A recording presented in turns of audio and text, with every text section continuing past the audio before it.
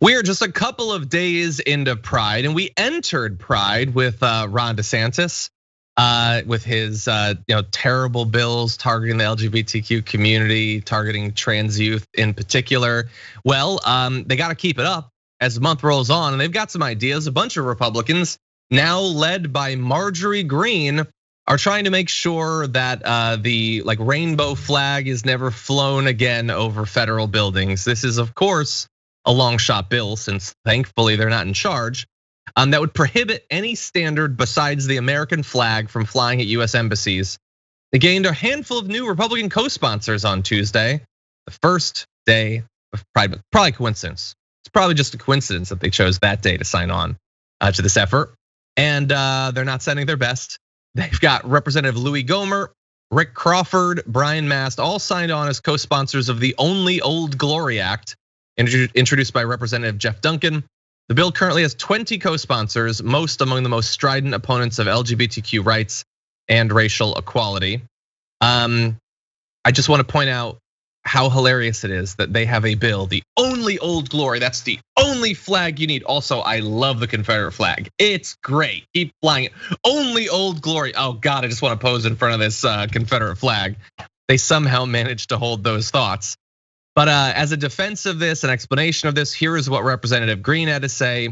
During my statement for Congress, I promised that I would always put America first, saying that the bill will permit hate America flags from flying over American embassies. Well, look, I agree. If somebody knits together a flag that just says hate America, I don't think it should be up there at all either. I didn't even know that that was going on. But Jason, of course, she doesn't like that the pride flag could be flown. She didn't like the one time something affiliated with BLM was flown, and they're trying to stop it now. Okay, well, first let me start by saying happy Pride to all our LGBTQ plus viewers right now. Happy Pride. Secondly, last time I checked, on September 27th, 1979, I was born in New Orleans, Louisiana, which makes me, per the Constitution, a citizen of the United States, right? And I am LGBTQ plus, right? So I would imagine that I think I have the right. I am not. I don't hate America being gay. Like what? Why? Because who says I hate America? I mean, I love America. And also, all the states that were mentioned in that were all these southern states: Florida, Texas, South Carolina. It's like I'm no shock there. And again, how coincidental, how very convenient that on the first day of Pride, we signed this bill, which it's not going anywhere. John, I can't say this enough, brother.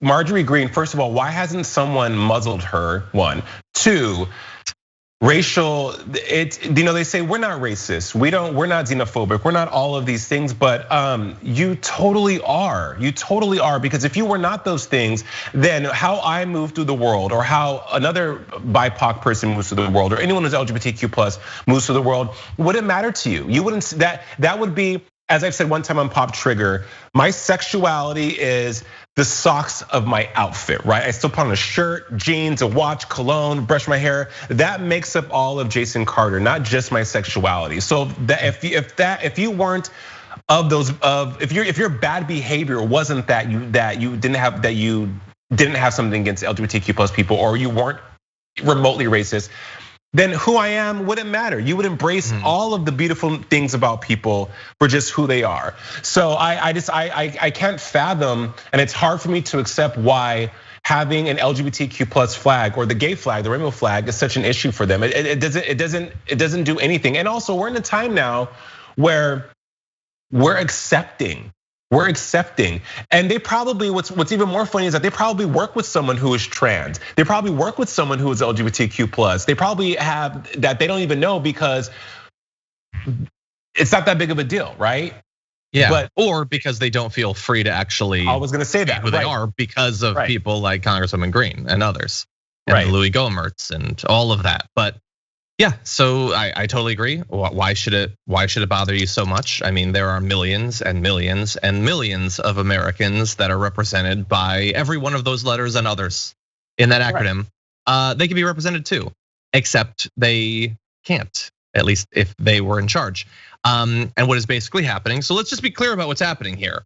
So Louis Gohmert and Mast and Crawford and Greene, they see something political and they think that's not correct. That political thing isn't correct. I don't like that. It's gone. It's banned. They're canceling cloth because they don't like it. Just bear that in mind. Again, anytime you hear anyone who's not a hardcore right winger conceding an inch on political correctness or cancel culture or anything, it's BS. It doesn't mean anything. When they don't like something, they try to ban it. Knee jerk, super fast. It's pride, ban the flag. We gotta ban it. I don't like it. It's not correct. We're gonna get rid of it. It is all that narrative just is so frustrating that people accept their PR spin on that. And now, thankfully, they're not in charge, so it's not gonna happen, but this is what they wanna do. But also goes back to, John, you mentioned knee jerk, right? Also the knee jerk reaction for a lot of these conservative right wing people is religion. They love to hide behind religion. Their reasoning for things is God, the Bible, old glory. So who made these rules? They can't give you, none of them have been able to give you a very clear, and as I used before, a salient reason for it that makes sense, right? People are more apt to believe something if you can make it make sense. And every time they try to justify or reconcile why they do what they do, it's never ever like, you're like, what? No, come on. And these are Ivy League, very, at least I would think, very smart, very educated people who make millions of dollars a year, who have some sort of mental faculty going on that allows them to get in their car and drive daily. They could articulate why they feel the way they feel, but it's never ever something that has weight. It's never ever, because our forefathers, well, George Washington wore a wig. George Washington wore a nice lace front wig, bro. Our forefathers were fierce, right? So it's like, you don't have a leg to stand on. Yeah, exactly.